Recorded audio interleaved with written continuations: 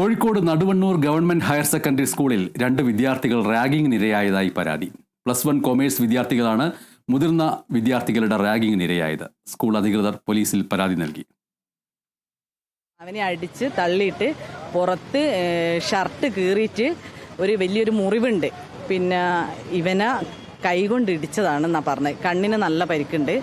Senior വിദ്യാർത്ഥികൾ ഇൻസ്റ്റഗ്രാമിലിട്ട പോസ്റ്റിന് താഴെ കമന്റ് ഇട്ടു എന്നാരോപിച്ചാണ് കാവുന്തറ സ്വദേശിയും കായണ്ണ സ്വദേശിയുമായ +1 വിദ്യാർത്ഥികളെ സീനിയർ വിദ്യാർത്ഥികൾ ക്രൂരമായി ആക്രമിച്ചത്.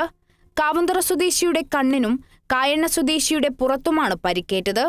നടുവണ്ണൂർ ഗവൺമെന്റ് ഹയർ സെക്കൻഡറി സ്കൂളിലെ പ്രവേശനോത്സവ ദിവസം തന്നെ സീനിയർ വിദ്യാർത്ഥികൾ ഇവരോട് പേന കയ്യിൽ പിടിച്ചു പാടാൻ പറഞ്ഞിരുന്നു. ഇതിനുശേഷം ചിരിക്കരുതെന്ന് പറഞ്ഞിട്ടും ചിരിച്ചതോടെ സീനിയർ വിദ്യാർത്ഥികൾ ക്രൂരമായ റാഗിങ്ങിനിരയാക്കുകയായിരുന്നു. അന്ന് ചിരിച്ചതിന്റെ പ്രതികാരമായി ഇൻസ്റ്റഗ്രാമിൽ ജൂനിയർ വിദ്യാർത്ഥികളുടെ ചിത്രങ്ങൾ പങ്കുവെക്കുകയായിരുന്നു. അതിൽ കമന്റിട്ടതാണ് സീനിയർ വിദ്യാർത്ഥികളെ പ്രകോപിപ്പിച്ചത്. ഇതൊരു റാഗിങ്ങിന്റെ ഭാഗമായിട്ട് എന്നാണ് ഞാൻ മനസ്സിലാക്കിയത്. കാരണം സ്കൂൾ തുറന്ന ആ ദിവസം റാഗിങ് ഉണ്ടായിരുന്നു.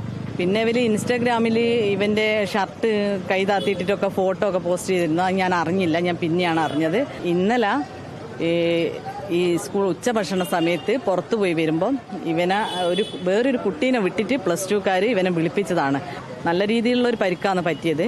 ഇൻസ്റ്റഗ്രാമിൽ +1 കുട്ടികൾ ഇൻസ്റ്റഗ്രാമിൽ +2കാരെ കൊണ്ട് മോശമായ രീതിയിൽ പോസ്റ്റ് ചെയ്തെന്നാണ് പറഞ്ഞത്.